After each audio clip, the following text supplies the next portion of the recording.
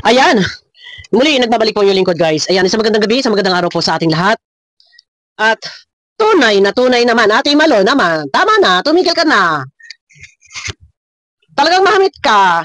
Ako na nga yung binaligtad mo. Ako na nga yung sasabihin may pinahamak kita, pambihira.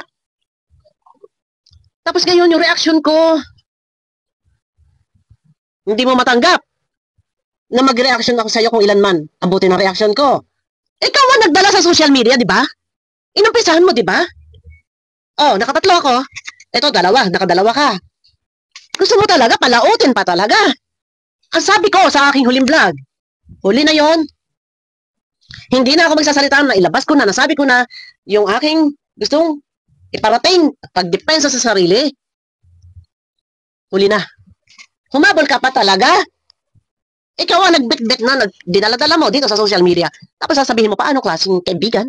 Ikaw, ano klaseng kaibigan? Ang tagal natin nag-uusap, nakaraang linggo lang nag-uusap tayo. Bakit hindi mo sinasabi sa akin na ganyan na masama pa lang hininga mo? Ay mo tumigil. Oh, pakinggan natin. Sinasabi ko. Sabi ko sa isang vlog ko last na yun, tama na yun.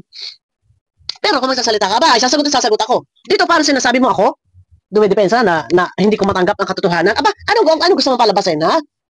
Oh, tuloy tayo. Mga kapatid, nandito na naman si Malo de Santos, mga kalangga. Ayan. Hello daw mga kapatid. Andito na naman si Malo de Los Santos, mga kalangga. Mga kalangga? Bakit nandito ka sa mga kalingap? Eh, dapat doon ka sa ano mo? Kung ano yung pinupuri mo, bakit nandito ka sa mga kalingap? Hello mga kapatid, nandito na naman si Malo de Santos, mga kalangga. Ayan, may panibago po tayong bibigyan lang po natin ng pangalawa mo to. Reaksyon. Pangalawa mo to. Ikaw, binabaliktad mo kwento, ha? Pinalalabas mo na ako ang nagpahamak sa'yo. Salamat pala at pinagtanggol mo ko. Kaya lang nasobrahan. Yung pagtatanggol mo sa akin. Kaya ka napapagmura. Tapos ngayon sasabihin mo, kinalkal mo, matagal na patay ng issue. Sasabihin mo, kasalanan ko. At pinahamak kita. Hindi yan ang issue. Ang issue mo, Ate Malui. Ang issue mo talaga is napagmura ka. Hindi issue kung ano pa man yung kinakalkal mo.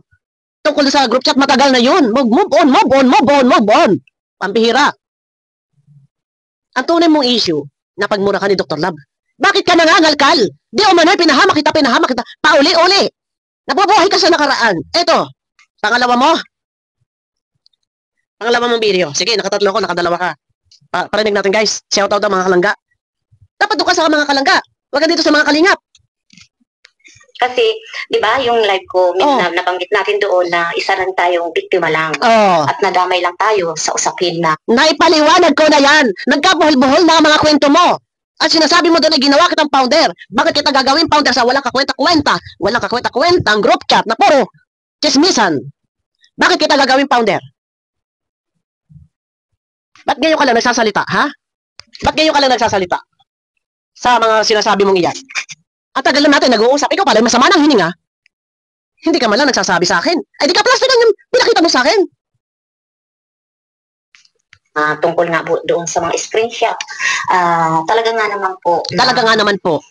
Pag ang tao talaga po na matatanggi sa mga taratang o yung katotohanan, tayo po ay gagawa na kung ano. Talaga naman daw, ang tao ay tatanggi o sa ano? Teka. Ang tao talaga po na matatanggi sa anumang mga taratang. Ay, natural. Alam nga aminin ko. Ay, hindi totoo, sa katotohanan lang tayo kahit kailan. Sa totoo lang, sa katotohanan lang tayo. Alam nga namang aminin ko. Nasabihin kayo, oo, biktima kita. Ano ka, tanga? Ano ka ba, Ate Malu? Pinaratangan mo ako na ikaw ay pinahamak ko. Ano? Tapos ngayon, talaga nga naman, ang mga tao ay tatanggi talaga sa paratang na anong gagawin ko? Naintindihan mo ba yung sinasabi mo, Ate Malu? O yung katotohanan, tayo po ay gagawa na kung ano-ano na ako daw po ay sinungaling. Ay, totoo! Sinungaling na kasinungalingan. Yung sasabihin mong, ginawa kitang founder. Ano po, mga kapatid? Kung talagang tinuring ka ang kaibigan. Ako ba tinuring mo kaibigan? Ha? Ako ba? Kinontak mo muna? Kinausap mo ba muna ako? Patungkol sa mga bagay na yan? Tinatawagan kita. Hindi ba ko sinasagot? Kung talaga tinuring kang kaibigan, ano? Or kapatid, ay ano? natin. o talagang yung nagtanim ka talaga ng pagiging magkaibigan. Ay ano? Ito na yung sasabihin ko, kaibigan. Ako na nahimik lang po. Kung talaga nagtanim ka ng kaibigan, ay ano? Ako ba? Ako, tinuring mo ako kaibigan? Sabi mo, sige, tinuring mo ako kaibigan. Binigay mo lahat ang pagsuporta bilang kaibigan. Nag-uusap tayo nung nakaraang linggo lang. Bago ka umalis sa Kalingap, ang saya-saya natin ng mga nakaraang buwan. Bakit? Hindi mo muna ako kinausap patungkol sa kung ano man mga masasamang hininga. Kinausap mo ba ako? Hindi. Anong ginawa mo? Dinala mo sa social media. Tapos ngayon, pag marireaksyonan ka, aalma ka. Ikaw ang nagbitbit dito sa social media na pwede naman natin pag-usapan kung isinasalang-alang mo ang ating samahan. Ay ano gusto mo? Dito, kinaray-karay mo. Hindi ko panghihinayangan. Hindi ako manghihinayang sa isang samahan, lalo pat ngayon may lamat na, para ano pat panghinayangan ko? Wala na. Mga kapatid. Dahil ako, kung gusto ko po na mananatili ang isang samahan, kaibigan talaga. Kung gusto mo mananatili. Ako po ay tahimik din. Minsan po, nadadala tayo sa mga emosyon, kaya po tayo na ilalabas natin po yung sama ng loob. Alam mo, Ate Malo, ang gulo mo mag-explain. Sa totoo lang. Pakinggan niyo guys. Ate Malo, sa katotohanan lang tayo ha. Kasi itong mga sinasabi mo dito medyo iba. Kaibigan. Ako na nahimik lang po, mga kapatid. Dahil ako, kung gusto ko po na mananatili ang isang samahan. Ikaw ay nanahimik lang, so dahil ako kung gusto ko mananatili ang aming samahan, so ano ang karugtong? Anong sagot doon? Kung gusto ko lang na mananatili ang aming samahan, ay ganito, kukontakin ko siya. Ano ang sagot mo? Kaibigan talaga. Ako po ay tahimik din. Minsan po, nadadala. Ang layo ng sagot. Layo. Tayo sa mga emosyon, kaya po tayo na ilalabas natin po. Teka nga, pakinggan nyo kayo nang mintindi. Ako na nahimik lang po, mga kapatid. Dahil ako, kung gusto ko po na mananatili ang isang samahan or kaibigan talaga, ako po ay tahimik din. Minsan po, nadadala tayo sa mga emosyon, kaya po tayo na ilalabas natin po yung sama ng loob kung bakit tayo po ay nasasama sa mga issue. So masama ang loob sa akin. Bakit? Ngayon na lang. Samantalang nung nakaraang linggo, ayos pa tayo. Ilang buwan na lumipas, simula pa niyan, pumutok yan, group chat na yan. Paano ang panandanjo yan? So masama pa ng loob mo sa akin to, nakaraang linggo? Kung kailan wala ka na sa Kalingap? Ano? Nabunuhan ka? Nasusulan ka? Ganun ba? Yan ang hirap. Yan ang napapala mo. Nang nawala ka, sa amin, wala na, nalaso na. Naiba na direksyon ng isip mo. Yan, napapala mo. Naligaw ka ng landas. Kung tutuusin po, hindi naman po natin talaga sinasadya yung issue na yun. About sa mga screenshot na yan. Kung tutuusin, hindi naman talaga sinasadya. Okay. Alam mo yung po, mga kapatid, ngayon ko po na-realize dito sa social media, wala ditong kaibigan, wala ditong puro kapatid. Kahit sa totoong buhay, kahit hindi sa social media, kapag ang isang tao, traidor, o sinungaling, walang kaibigan, walang kapakapatid. Kahit sa lupalop ka pa, magpunta. Kung yung iba nga, magkapatid na, nagagawan pa. Saan? Sa yaman. Ngayon, sa social media naman, ganito rin. Isang kagaya mo, kung ako'y tinuring mo rin kaibigan, di sana, ikaw pala may nakita at masama ang loob. Kung ako'y tinuring mo kaibigan at gusto mo ingatan ng ating pagkakaibigan, tayong dalawa mag-usap na masinsinan, tayong dalawa ay mag-iyakan, tayong dalawa ay magpatawaran. Ganon, iyon. Huwag mo sasabing walang kaibigan. Kung ako lang itinuturing mo at pinanghihinayangan mo ang ating pinagsamahan, mahirap bang gawin? Ako'y kausapin mo ng masinsina at ipaliwanag mo lahat-lahat.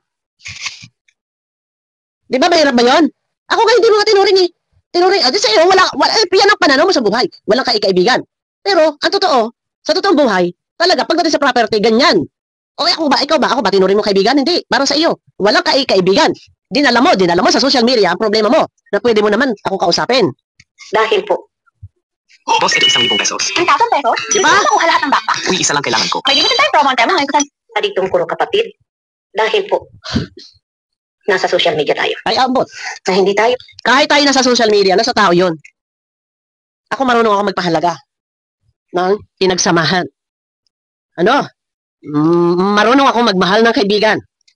Pero, kung isang kagaya mo, na ganito, konti problema, ikaw pala may hinanakit, marapat ba na ito ikaray-karayin mo sa publiko? At di ka palalabasin mo, ikaw ay biktima ko, so ako lalabasin masama. Anong klaseng kaibigan? Ang tawag yan.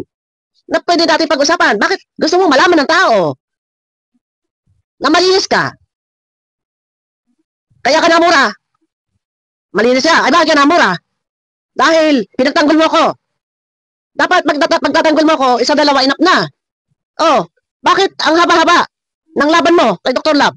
Hanggang sa humantong pa doon sa na-thumbnail na merong kabao. I-clear natin ha. Hanggang sa na-thumbnail na meron na doong kabao. Ang haba ng laban mo. Ako nakamove on na. Bakit ikaw hindi ka nakamove on? Hanggang ngayon, binuksan mo pa itong usapin na group chat. At tagal na yan eh. Ba't hindi ka nag-move on? Oh, di ba? So, pwedeng magtiwala. Ngayon ko po napatunayan sa sarili ko. Ngayon mo napatunayan sa sarili mo. So lumalabas na talagang ako ay hindi mapagkakatiwalaan. Talagang lumalabas na doon na ikaw ay nilaglag ko. Ikaw ay pinasubo ko. Kaya ngayon mo napatunayan. So, lumalabas, pinaninindigan mo na yung paratang mo sa akin ay makatotohanan. Ganun ba? Ay, iba klase. Katama na. Tahaba. Siyempre, ikaw ang nag-umpisa na dalhin dito sa social media. Kaya kung ako'y mag-reaction sa iyo, sa hinaba-haba ng video mo, hindi sapat ang upload ko na merong 15 minutes. Ano, hindi sapat. Para ako'y magpaliwanag sa hinaba-haba ng iyong live. Oh, ngayon, reaksyonan kita, ang gusto mo isa lamang. Marunong ka pa sa akin. Ay kung hindi sapat ang aking mga paliwanag, may magagawa ka ba? O, tuloy. Nasa social media tayo. Oh. Na hindi tayo pwedeng magtiwala. Ngayon ko po napatunayan sa sarili ko. Na ano? Kasi kung ikaw man gusto mo lang sagutin yung issue na doon sa sinabi ko sa aking live, isang beses lang po mga kapatid. Aba? Hindi mo na po susundan. Inumpisahan mo eh. Dinala mo dito sa social media eh. Sa inabahaba ng iyong live, inabot na 1 oras mahigit. Tapos ngayon, ang video ko, nasa 20 minutes, 15 minutes. So okay na yon. Ay kung hindi sapat ang aking mga kapaliwanagan, sa hinabahaba ng iyong hinaba ng iyong prosesyon. Napunta tuloy sa prosesyon. ang haba ng iyong live. Tapos ngayon, ang gusto mo, isang video lang ako. Bakit? Bakit yun ang gusto mo na isang video lang ako? Ay bakit mo pa dinala sa social media? Sana hindi mo na dito dinala. Hindi na dito. Itinapik mo eh. Tapos ngayon pag marireaksyonan ka, ayun, na-reaksyonan ka ngayon ni Bebe, na-reaksyonan ka ngayon ni Sel. Sino pa? Meron pa bang iba nag-reaksyon dyan? Wala akong alam. Kaya pag nare-reaksyonan ka, dapat isa lamang, isa lang. Pambira, ate. Tinatawag pa rin kitang ate. Ayaw ko tawagin kang malo, ang pangit ang sagwa. Pambira, ate. Wag ganon. ang gusto natin malo yung sa lang ta video. Pag naramod na ang dagdagan, ay kainom, ikaw nagkaray-karay dito. Dinala mo baga sa social media?